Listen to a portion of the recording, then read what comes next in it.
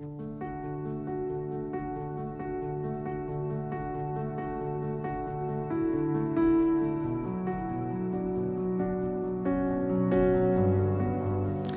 what are the key species of birds that breed on these cliffs?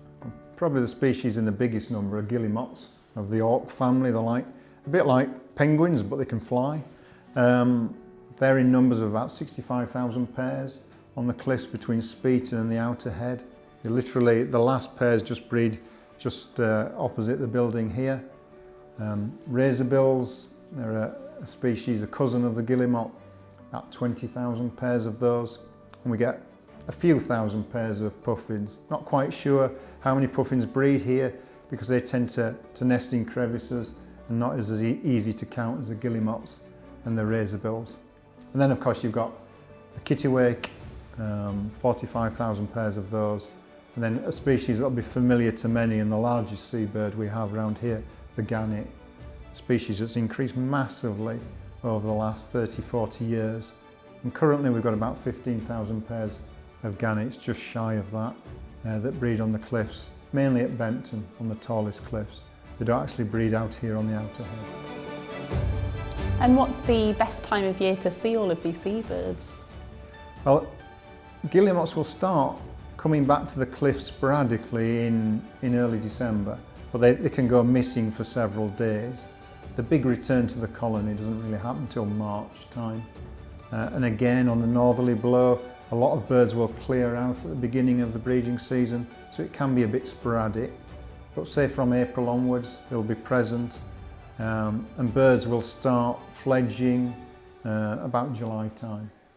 So the auks kind of go first, fulmars and gannets much longer. Gannet being a bigger bird, it takes a lot longer for their young to fledge. So they'll start fledging September time, right the way through to November, leaving the cliffs. So the back end of autumn is quiet, it's spring and summer when the colony is really alive. And can you tell me why the gannets are doing so well compared to the kittiwakes? The kittiwakes are a surface feeder, so they tend to dip for food on the surface. And thinking with climate change, the thought is that those species are driven further north and is just not available as a food source for kittiwakes. Gannets are quite the opposite. They're a deep diver.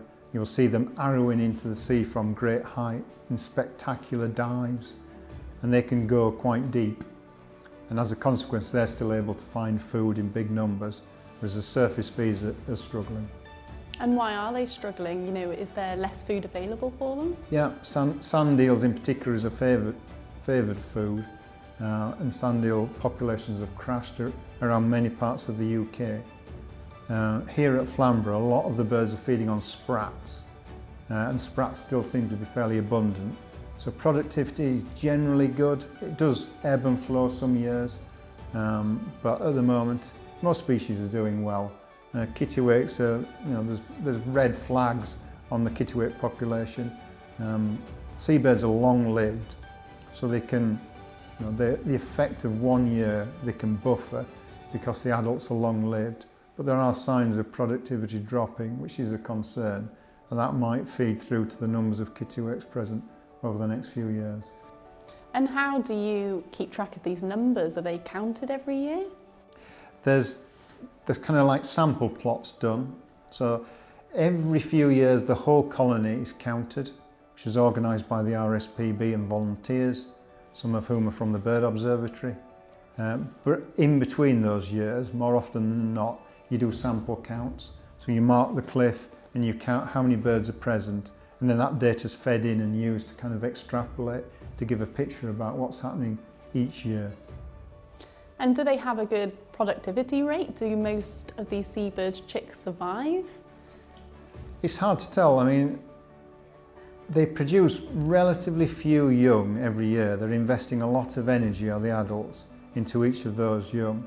But because they're long-lived, as I said earlier, it doesn't really matter if they don't all survive every year.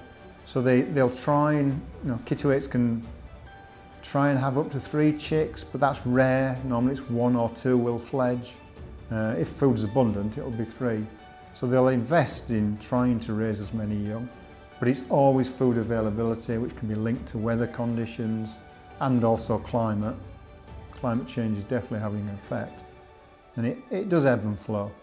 But the productivity plots are done alongside the population plots as well, just to give that overall picture about what's happening.